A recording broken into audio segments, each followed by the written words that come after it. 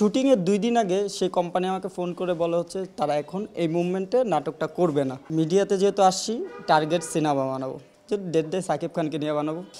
সেটা হচ্ছে বেসিক্যালি হচ্ছে এখন কিছু কিছু আর্টিস্ট আছে তারা হচ্ছে তরুণ হলেও ডেট দেয়, তারা একটু গল্প যাচাই বাছাই করে, যদি গল্পটা ভালো হয় সেই ক্ষেত্রে হচ্ছে তারা ডেট দিয়ে দেয়।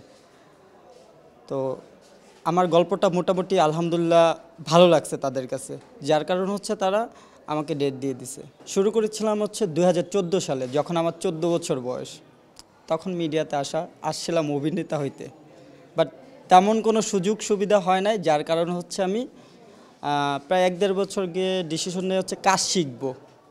তখন হচ্ছে বিভিন্ন ওয়েতে বিভিন্ন ডিরেক্টরের সাথে বিভিন্ন সেটে গিয়ে ঘুরি ফিরি, 2 বছর টানা ঘুরছি। ঘোরার পরে দেন হচ্ছে একটা ডিরেক্টরের সাথে কাজ করলাম। করতে করতে আমি ফিক্স কোনো ডিরেক্টরের সাথে কাজ করি নাই, বাট সবার সাথেই টুকিটাকি আমি কাজ করছি। তো 2021-এ এসে মনে হলো যে না, আমি পারবো ডিরেকশন দিতে। তখন হচ্ছে গিয়ে আমি কাজ শুরু করি। ওই যে গল্প লিখতাম, একটু লেখালেখির অভ্যাস আছে, মাঝে মাঝে নিজেও লিখতাম, সাথে কিছু ভাই বেরাদার আছে ওরাও ভালো কিছু লিখতে পারে, যার কারণে হচ্ছে ফ্রেন্ড সার্কেল একটা সার্কেল আছে, বসলে এক জায়গায় কোথাও একটা ভালো গল্প বের হয়ে আসে। 3 বছরে প্রায় আমি 30টার মতো নাটক করছি। ফার্স্টে আমি কাজ করতাম হচ্ছে ইউটিউবে, শুধু ইউটিউবে। তো 2022-এ এসে হচ্ছে আমি প্রথম যখন আমি টেলিভিশন নাটক বানাই সেটা হচ্ছে 21 টিভিতে আমার ভালোবাসার টর্চার নামে একটা নাটক অন এয়ার হয়। তারপরে হচ্ছে আমার ওই বছরই 21 টিভিতে আমার ধারাবাহিক 7 পর্বের, মানে ঈদের 7 দিনের 7 এপিসোডের একটা ধারাবাহিক অন এয়ার হয়।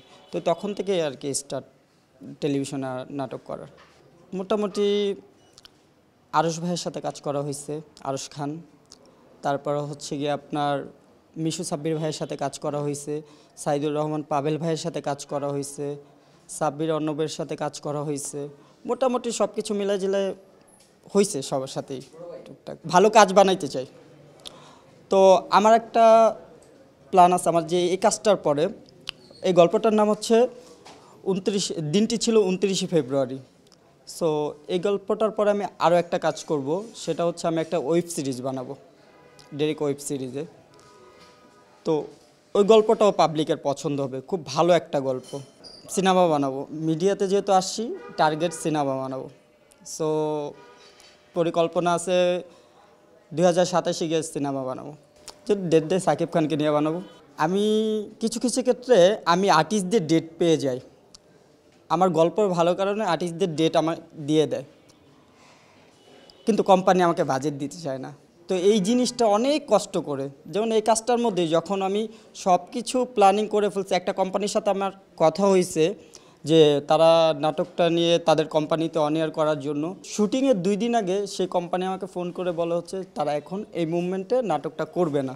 তখন আমি পুরাই হতাশ হয়ে গেছি। বাবুয়ের ডেট নেওয়া ছিল, ক্যামেরা, তারপর হচ্ছে সব কিছু এভরিথিং লক করা ছিল। তো হতাশ, বাট মনের মধ্যে একটা আত্মবিশ্বাস ছিল যে আল্লাহ আমাকে কোনো না কোনো দিক থেকে এই কাজটা করার সুযোগ সুবিধা করে দিবে। কাজটা মোটামুটি ভালোভাবে এগিয়ে যাচ্ছে।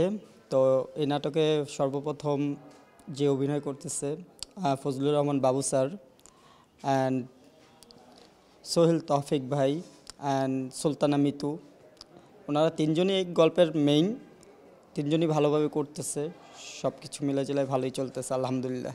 গল্পটা লিখছেন হচ্ছে সাজিদুল অলিন্দ, ও হচ্ছে আমার ফ্রেন্ড। ও একজন স্টুডেন্ট মানুষ, বাট খুব ভালো লেখে। যেদিন আমার ফার্স্ট গল্পটা শোনাইছিল মনে হয়েছিল যে এটা একটা ভালো গল্প, তখন আমি ওরা বলি যে গল্পটা আমাকে দিয়ে দাও। তো আমাকে গল্পটা দেয়, এর মধ্যে আমরা হচ্ছে প্ল্যানিং করি।